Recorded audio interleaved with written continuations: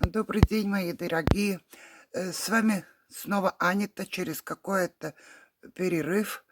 И сегодня я хочу вам показать, как связать быстренько вот такую шапульку с модным мыском. Она двойная, шапка двойная. Вот вяжется она очень просто, вот таким образом.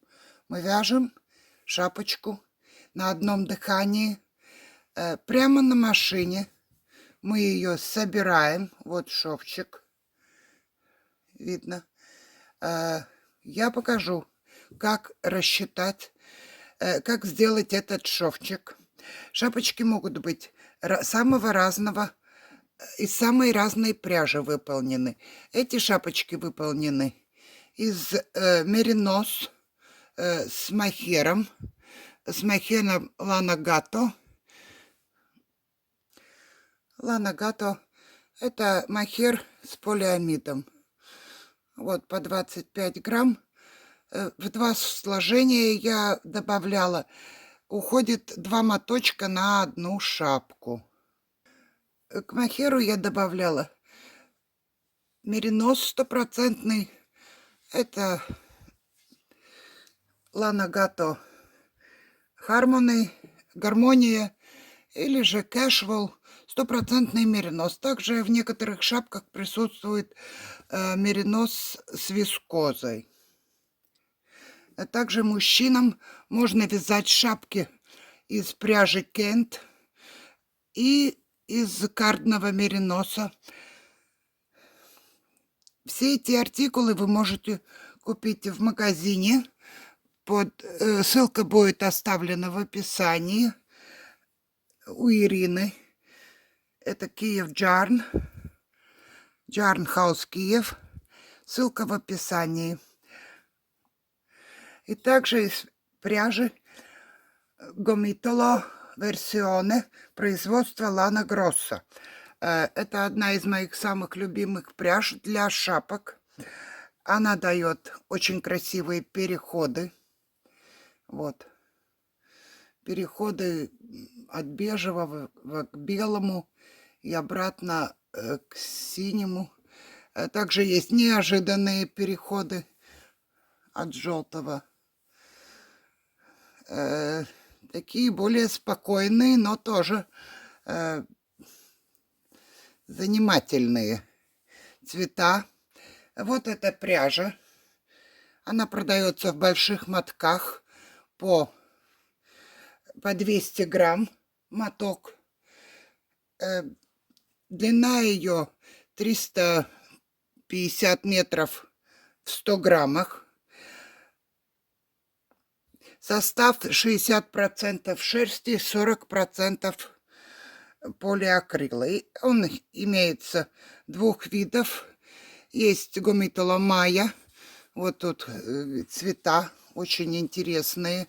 Переходы будут прекрасные. И Gomitolo Versione. То есть в чем различие? В принципе, здесь в этой пряжи Майя есть немножко как бы добавлена блестящая вискоза, где-то проглядывается. То есть пряжа очень интересная. Магазин Zimperwolle.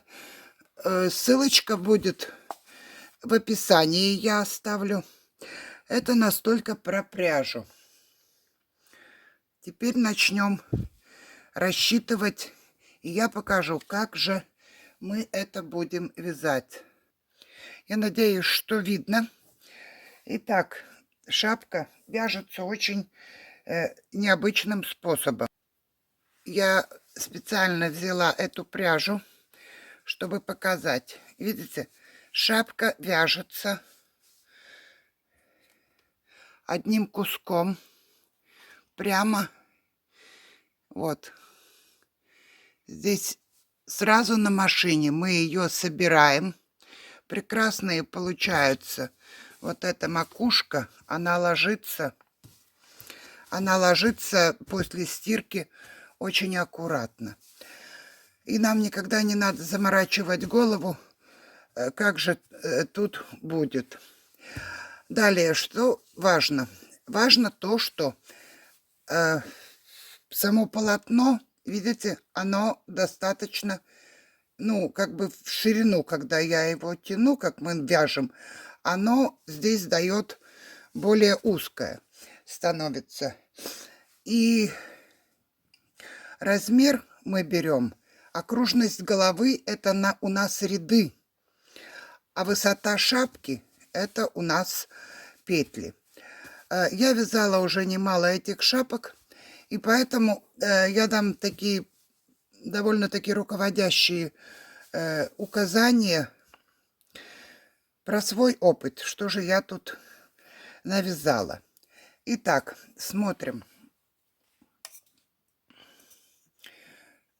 Я надеюсь, что видно то, что я там написала.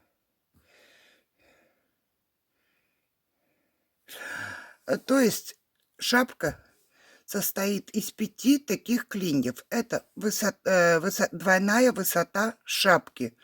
Это примерно 27-32 сантиметра расчетные. Но фактически она станет длиннее. Поэтому по опыту на 5 классе я набирала 62 сантиметра, и в видео будет 62 набрано, 62 иглы от 0. Это от 0 здесь. Здесь, кто не знает эти обозначения, то есть так вот мы обозначаем набранные петли слева и справа. Ролик немножко ориентирован на новичков.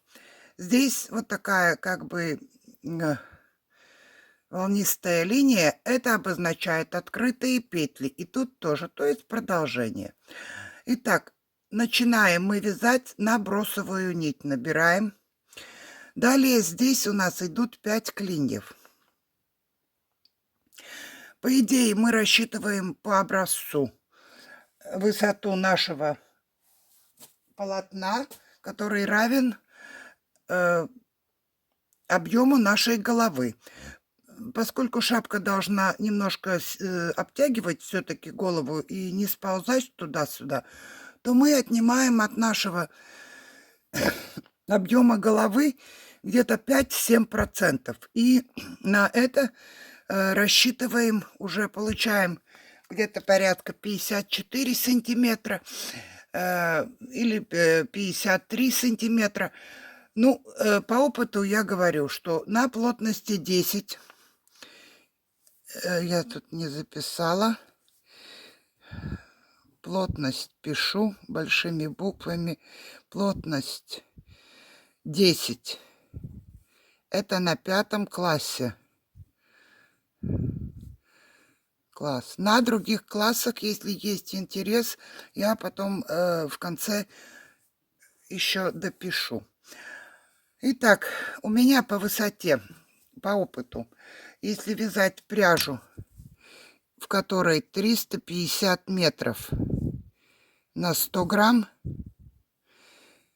это или меринос 2,30 в 4 сложения, то мы вяжем на плотности 10. И если вязать на этой плотности 10, мы получаем достаточно эластичное полотно. И тогда при объеме головы 56-58 сантиметров мы вяжем 150 рядов. Общая высота шапки, то есть объем шапки. Если чуть побольше мужская голова, то мы вяжем 160 рядов. И это просто как, алгоритм. То есть на женскую шапку, в зависимости от величины прически, мы выдвигаем 14 петель. Вот здесь 14 петель. По одной петле мы выдвигаем. Кроме первых 2, мы выдвигаем 2 петли, 2 иглы. Это все будет уже в видеоролике. И на мужские шапки 15 петель выдвигаем. Ну и мужские шапки невысокие делаем 62. Женские шапки, если с отворотом, 67 выдвигаем. Ну, это примерно так. И сам принцип. Вяжем, выдвигаем иглы, и потом в определенном порядке опять, то есть в следующем ряду мы их задвигаем и повторяем, вяжем дальше. Вот. Дальше идет следующий клин. Опять закончили. Следующий клин. Опять дальше вяжем. И так у нас образуется шапка с 5 клиньями. Почему с 5 клиньями?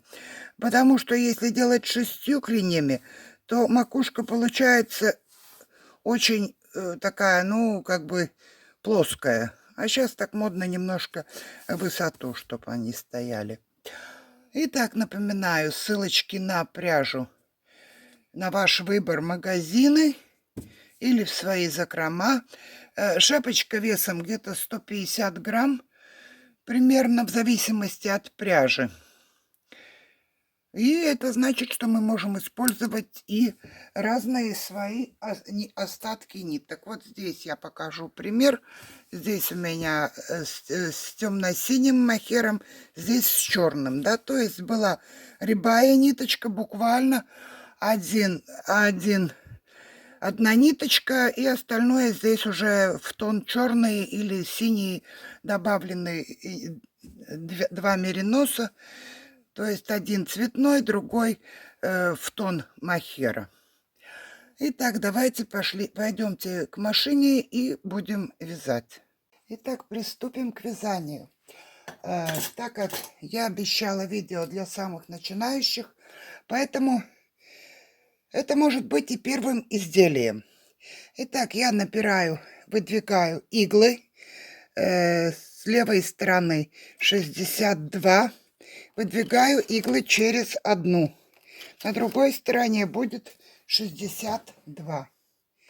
Выдвигаю иглы вот этой линеечкой.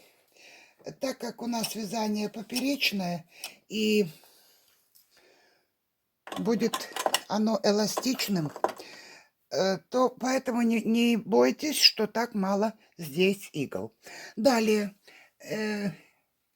набирать будем бросовой нитью, так как у меня она будет красной. Это простой хлопок, так как начало будет вот бежевый цвет. То есть нам надо будет в конце хорошо видеть, где у нас основные петли и где вспомогательные.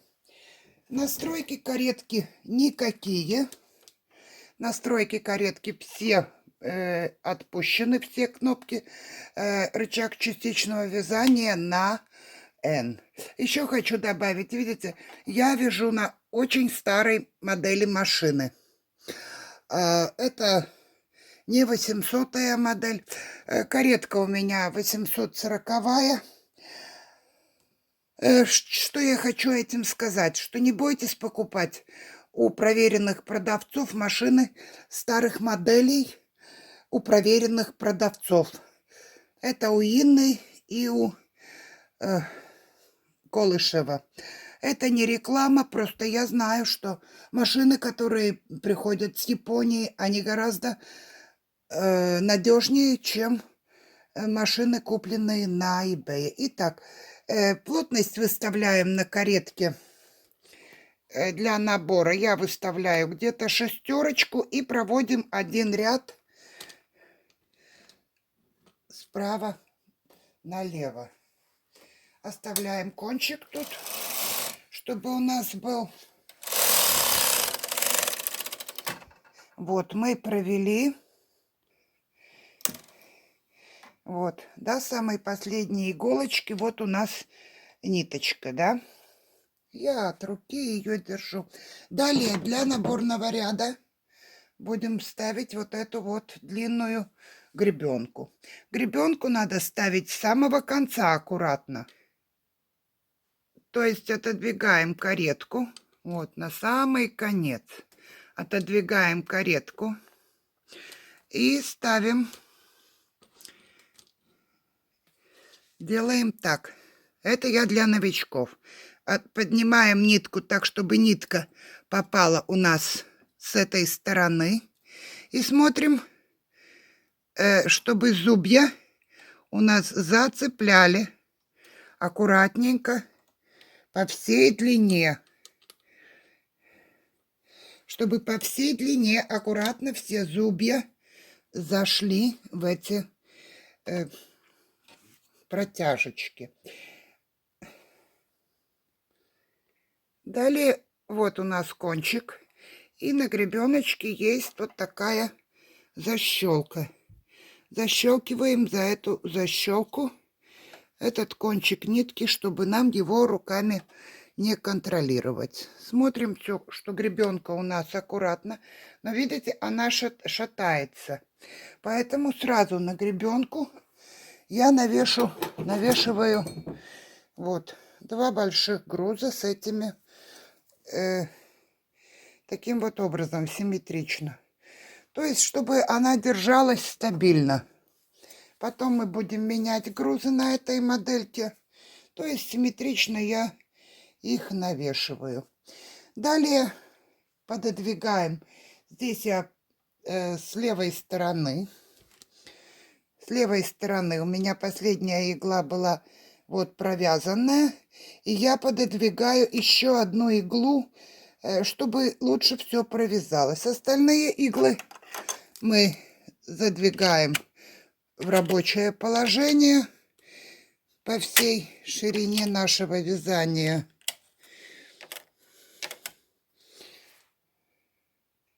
И не меняя плотность, вяжем, аккуратно проводим вправо. Смотрим, чтобы у нас все иглы были в нормальном положении и провязались. И провязываем таких 6-8 рядов.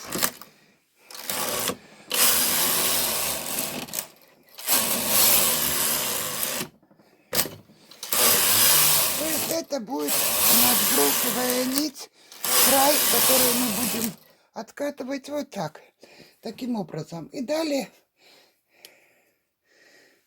в этом конце нить мы обрываем и убираем, чтобы не мешало. Далее берем нашу рабочую нить.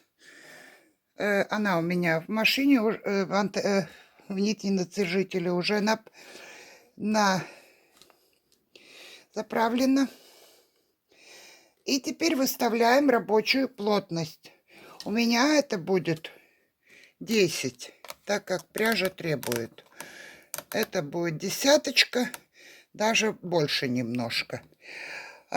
И, соответственно, теперь внимательно смотрим. Я оставлю на этом конце, потому что здесь будет еще одна вещь. Заправляем нить в машину. То есть это, помним, что это для новичков. Оставляем сантиметров 20 здесь кончик. И заправляем, закрываем. И провязываем один ряд влево. Счетчик на 0 поставили. И подключили. Вяжем один ряд влево. Начинаем вязать обратно. Но перед концом останавливаемся немножко. Делаем такую манипуляцию. Выдвигаем последнюю иглу. Держим более крепко бросовую нить и рабочую нить. Обвиваем вокруг последней иглы. Бросовую нить мы держим более сильно, чем эту. Итак, у нас 2 ряда провязано. Далее по расчету будем вязать первый клин. Включаем рычаг частичного вязания. И первый, это у нас отвязано 2 ряда. В 3-м и 4-м ряду мы выдвигаем 2 иглы. В остальных рядах на клине мы будем выдвигать по 1 игле. Вязать будем с автообвивом. Итак, включили рычаг частичного вязания, вяжем И выдвинули одну иглу слева.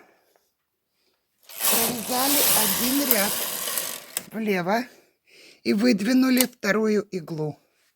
Теперь выдвигаем одну иглу с противоположной стороны, вяжем сюда направо. Провязали направо, выдвинули иглу.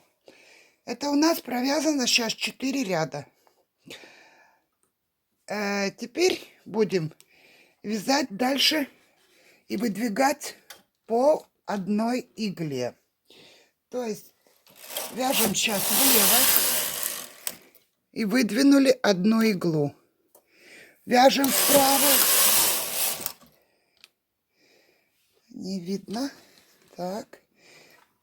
И выдвинули одну иглу. Вяжем влево.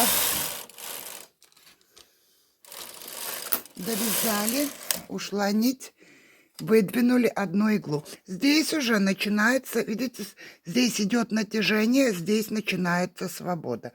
Как мы в этот момент будем поступать? Есть несколько вариантов, как... Теперь нам надо, чтобы здесь был такой, как бы провисом он оттягивал. Для этого, у кого складная гребенка, тот может использовать вот этот короткий кончик плюс крабики. У меня таких 2, я их буду использовать 2. То есть даже не снимая пока ту гребенку, я навешиваю одну и навешиваю вторую. Надо навешивать так, чтобы они могли шевелиться. И перевешиваю на эти гребенки грузики. А эту гребенку, освобождая кончик, я просто снимаю. Вот, я снимаю большую гребенку и отставляю ее в сторону. Также я приготовила уже здесь. У меня есть крабики стоят, которыми сейчас мы будем тоже пользоваться. Наша задача обеспечить натяжение здесь при выдвижении. Итак, игла выдвинута. Вяжем вправо, выдвинули. Вяжем влево, выдвинули. Вправо, выдвинули. Влево, выдвинули. Таким образом, вяжем, выдвигаем, пока у нас будет на счетчике 28 рядов, и у нас будут выдвинуты 14 игл здесь. Периодически перевешиваем вот эти маленькие крабики. То, что мы повесили гребенки, стараемся, чтобы они не цеплялись за вот этот самый краешек, да? Тогда они будут хорошо, они пойдут потом V-образным, V-образно. И вяжем, пока у нас здесь выдвинуты 14 игл.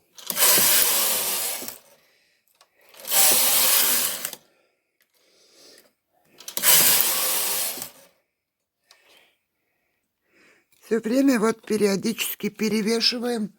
Может быть, еще придется взять 3-й крабик на каждую сторону. Их как бы по диагонали вешаем, чтобы они оттягивали, да? На одной и на другой стороне перевешиваем. И считаем 9, 4. Вот у меня 14. 14 это на меньший размер.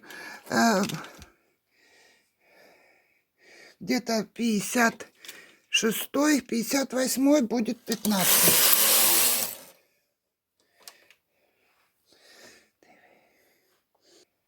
На больший размер 15. Далее сейчас переходный ряд, что очень важно. Итак, мы сделали последние выдвижения иглы на правой стороне. Далее едем до середины кареткой. Доехали до середины. И здесь счетчик у нас показывает 30. Отключаем рычаг частичного вязания и вяжем ряд до конца. Иглы у нас пришли в рабочее положение. Теперь вяжем обратно, направо. И у нас тоже иглы приходят в рабочее положение. И опять, то есть один клин связан. И теперь мы начинаем новый клин с 2 рядов туда-обратно. Влево, вправо. И я практикую такое, что вот это уже ряд, которым будет выдвигаться. Опять довожу до середины. Включаю рычаг частичного вязания. Выдвигаю одну иглу. И вяжу ряд до конца. Выдвигаю вторую иглу. И выдвигаю теперь с другой стороны последнюю иглу. Вяжу в эту сторону. Выдвинула. И теперь уже по одной игле буду выдвигать. Вот одна. И здесь одна. И таким образом, перевешивая, следя за тем, как здесь идет натяжка, перевешиваем вот здесь хорошо. Сейчас видно, что у меня грузики стоят V-образно, вот под наклоном. И тогда они хорошо оттягивают. То есть следим просто. Вяжем таких 5 клиньев. И далее смотрим в прогрессе уже изделие. Я уже отвязала 3 клина. 1, 2, 3, 4 клин. Я поменяла оттяжку. То есть из 2 вот этих маленьких я перешла на одну эту гребеночку, которую я перевешиваю периодически посередине выше. Далее есть вот такие у меня грузики от Сильвера. Покажу сейчас ближе. Это вроде как СЛКшки. Вот такие грузики. Или от 3 класса Сильвера. Или, в принципе, они у меня были с 4 классом. Эти можно использовать. И также можно пользоваться способом маленькие грузики. Вместо вот этих всех 3 маленький грузик. Вот. Вместо вот этих 3, чтобы он, вот этот крайний грузик, здесь, чтобы чуть больше оттягивалось. Также с другой стороны сейчас повешу. То есть эта моделька требует вот следить за тем, чтобы провязывались вот эти последние петли. Повяжем вместе.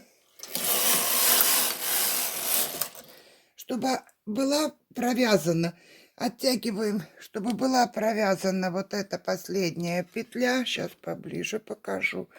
И ее вот я оттягиваю, чтобы я видела, что она провязана. Нажимаю ноготком и выдвигаю. И так продолжаем дальше, следя за оттяжечкой.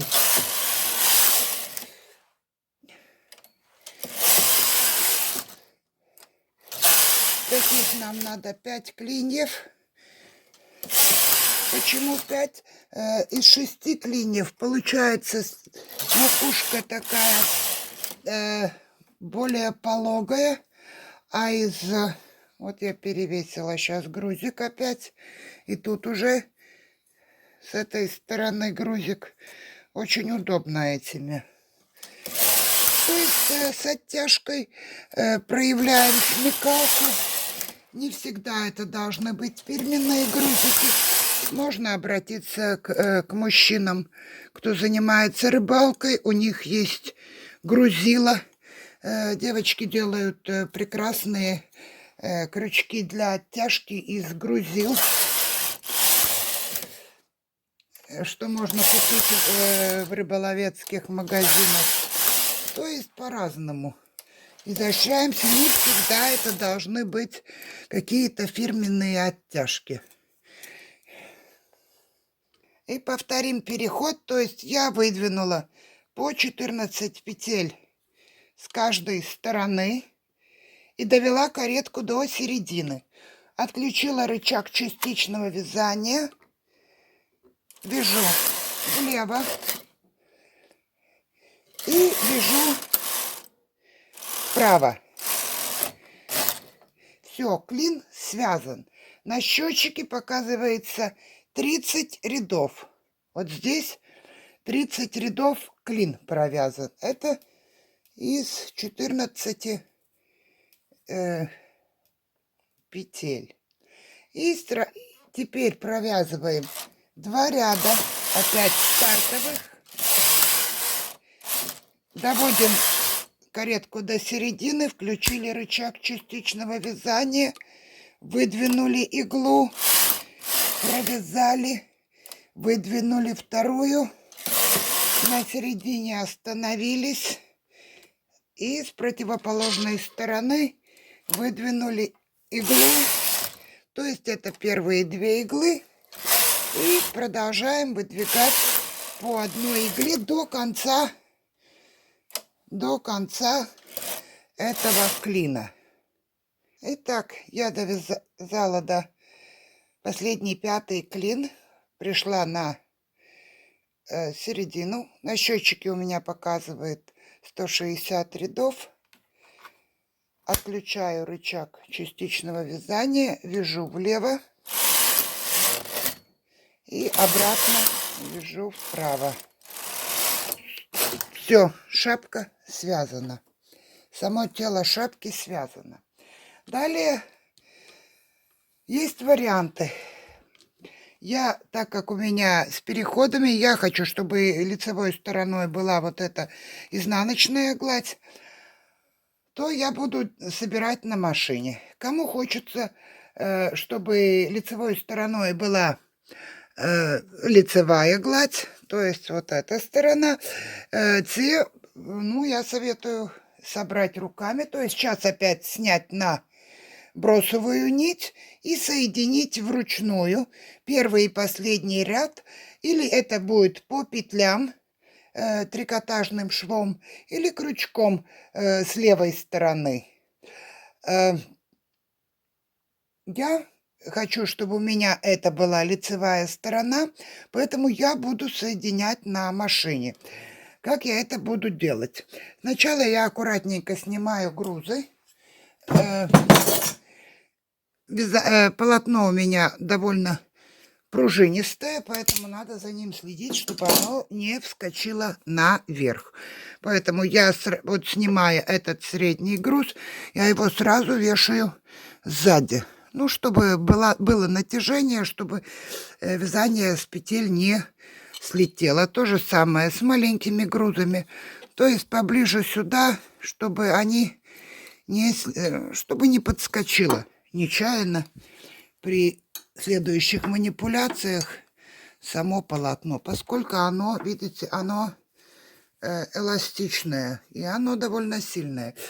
Вообще плотность должна быть такая, чтобы полотно было, чтобы оно ходило хорошо, но не было слишком жидким. Чтобы собрать на машине, я буду делать таким образом. Я выдвину все иглы вперед и задвину их так, чтобы не до конца, до язычков я задвину обратно, и петли первого ряда, или фактически это межпетельные протяжки, да, вот эти я буду навешивать именно на крючки. И потом я этими петлями провяжу петли последнего ряда. Итак, давайте эту манипуляцию сделаем.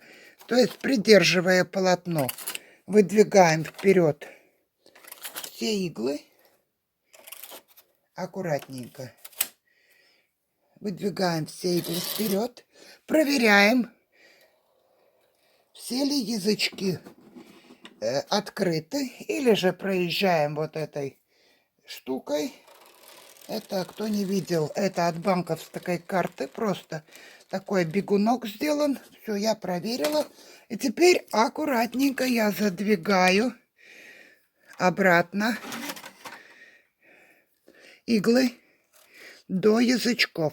Вот язычки чуть-чуть приподнялись. Чуть-чуть приподнялись. Видите здесь? То есть они дошли до петли и стабильно, когда я буду двигать их дальше, уже с навешенной петлей, у меня все, я буду уверена, что они у меня провязались. Далее я беру первый ряд,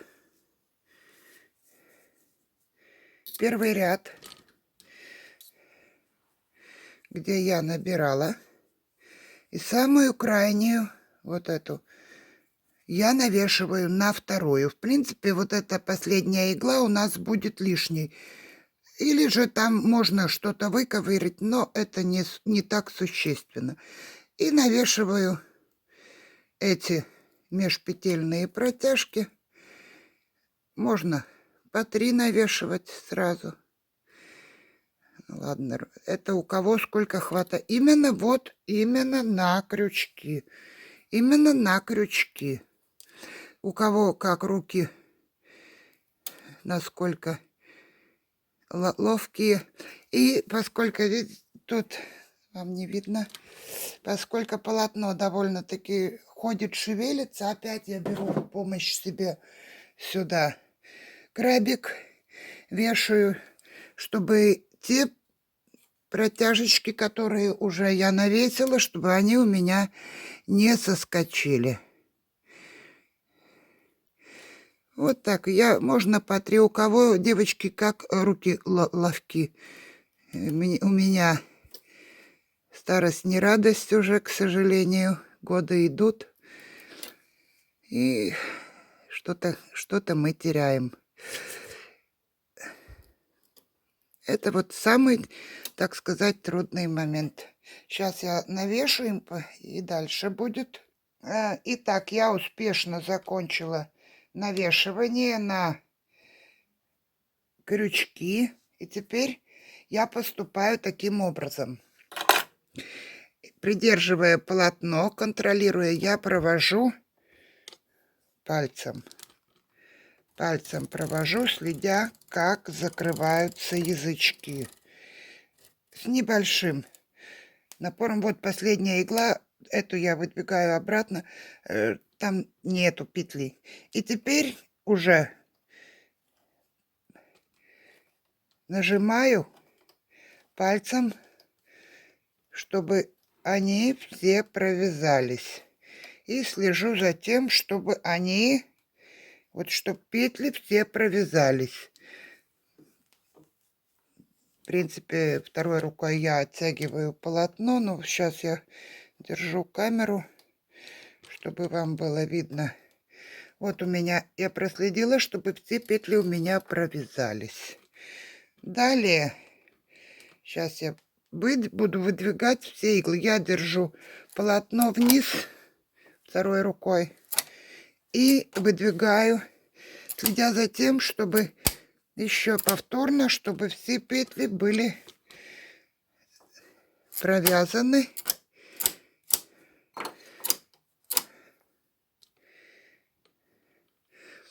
То есть я выдвинула все до конца. Итак, осталось самое малое. Закрыть через эту пряжу я закрываю через 2 колка. И сейчас посмотрим, как это делается. Итак, будем закрывать сейчас через колки. Вынимаем нитку, открываем вот это, вынимаем нитку, каретку отодвигаем. Я пользуюсь чаще всего просто иглой. В принципе, берем петли уловитель И закрываем петли уловителем через 2 колка. Итак, первый я буду показывать медленно, так как видео для новичков. Обкинули вокруг. Итак, первую петлю взяли на петлеуловитель. Я делаю так, если с правой стороны, подвожу под иглу, за крючок рукой продвигаю туда и двигаюсь не так, это будет через 1 колок, а так, через 2 колка. Смотрю, чтобы язычок был открыт, и протягиваю. Опять сразу нитку за колок, это вперед. И вот это не толкаем петлеуловителем, а большим пальцем туда тянем иглу и вытягиваем сразу нитку назад. Открыли язычок. Вот я промахнулась.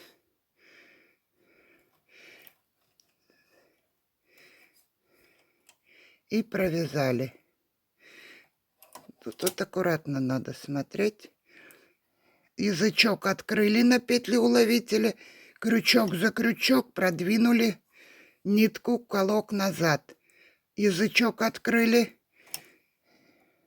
протянули нитку назад, язычок открыли, начинаем движение, крючок за крючок продвинули.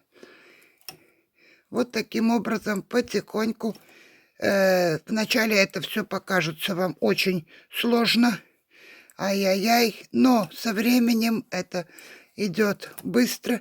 И очень многих приемах необходимо закрывать через 1 или через 2 колка. Я закрываю на сей раз через 2 колка, потому что вязание очень эластичное. И чтобы шов не тянул, чтобы был такой же эластичный, как и вся наша шапка. Насчет пряжи, ссылочки будут, повторяю, ссылочки будут в описании. Описание посмотреть под названием есть, у названия с правой стороны есть стрелочка вниз. Там открывается и будут рабочие ссылочки. Очень рада, что могу я вам это все показать.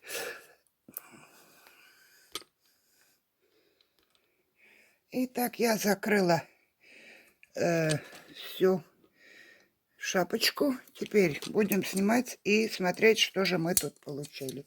Снимаем грузы. Сейчас посчитаем, сколько же крабиков у нас было в работе. Если что, вот 5, это еще 6 крабиков в работе. Вот все 6 крабиков, которые работали. Крабики всегда нужны, особенно на однофантурной машине. Их можно купить на Алиэкспрессе. Если кому ссылка нужна, тоже поставлю под видео. И также многие вещи на Али можно купить. Также и у продавцов, у кого есть доступ. Итак, снимаем. Просто снимаем. Вот мы получили свою шапку. То есть она у нас, плохо тут видно, она у нас растягивается. Пойдемте к столу дальше. Итак, вот наше вязание, что мы связали. Теперь снимаем аккуратно бросовую нить. Я это делаю таким образом.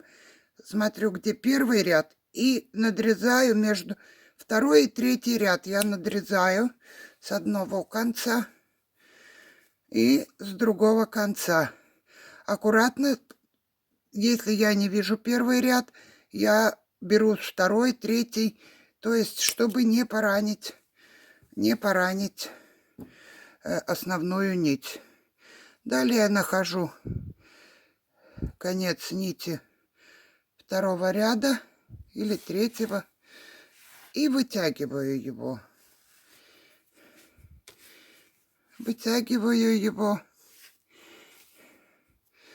Часть отделяется, остаются вот эти уже То есть быстренько снимаем.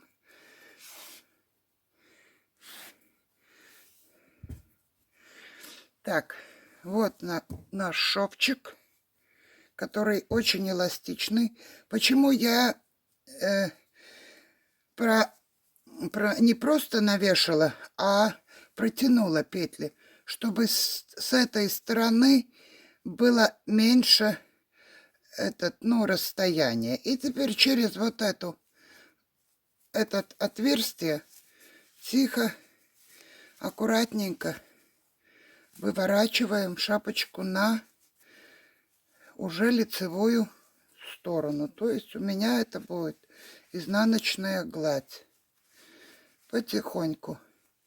Не рвем тут, из середины вынимаем полотно и продвигаем саму вот это отверстие, продвигаем как бы пальцами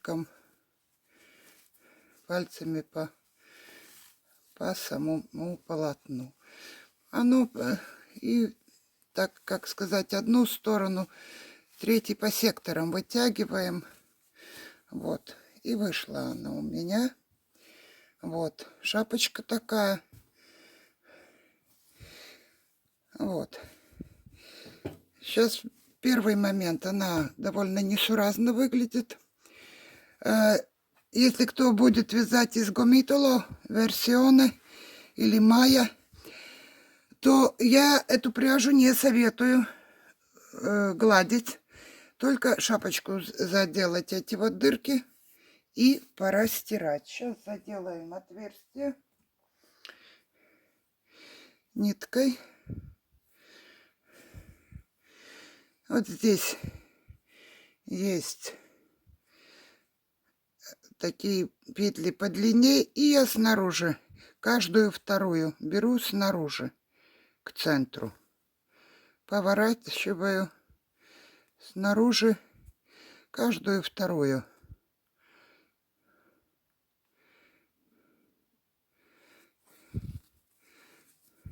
Вот. Прошлись